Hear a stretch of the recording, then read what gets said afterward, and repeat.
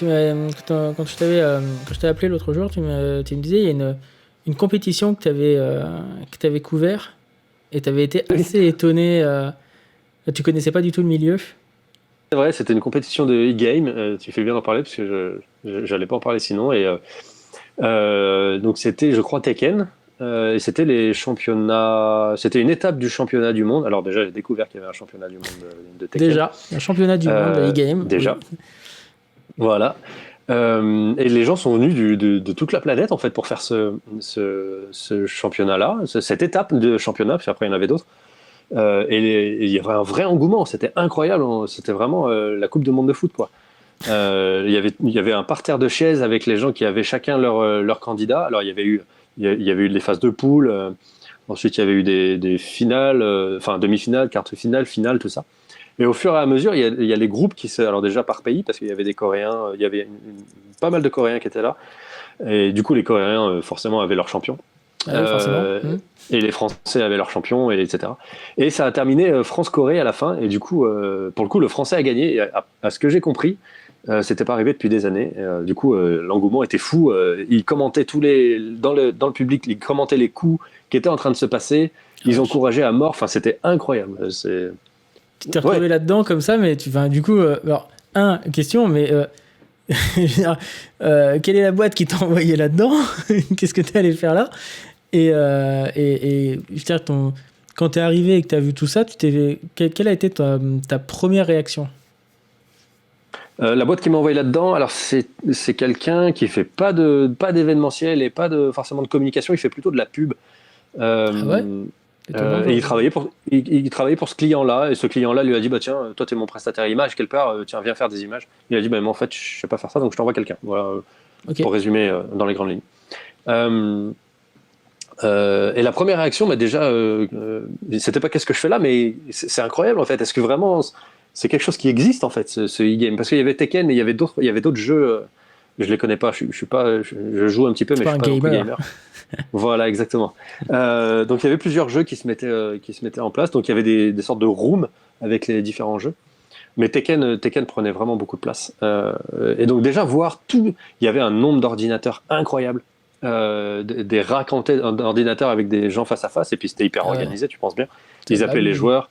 Les joueurs, ils étaient sponsorisés, donc ils avaient la veste avec les sponsors, avec les pseudos derrière.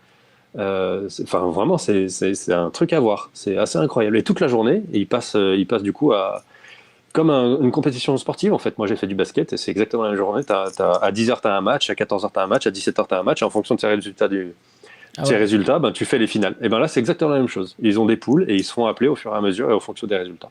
Tu vois les mecs qui sont dépités parce qu'ils ont gagné, et visiblement, ils étaient venus là pour faire un résultat, et ils se font être dégagés dans les poules. Franchement, c'est incroyable. Et toi, tu as dû couvrir du coup toutes les équipes, j'imagine, ou que l'équipe française? Non, toutes les équipes. Je couvrais l'événement. Ouais, en fait. complètement, donc, tout l'événement, ouais. Ouais, donc ça fait une bonne journée aussi, parce que tu arrives le matin avec les premières poules et tout ça, et puis tu termines avec la finale à la fin, quoi. C'était sur 2 jours. Ouais. Donc on commençait, je crois, à midi ou 13h le samedi.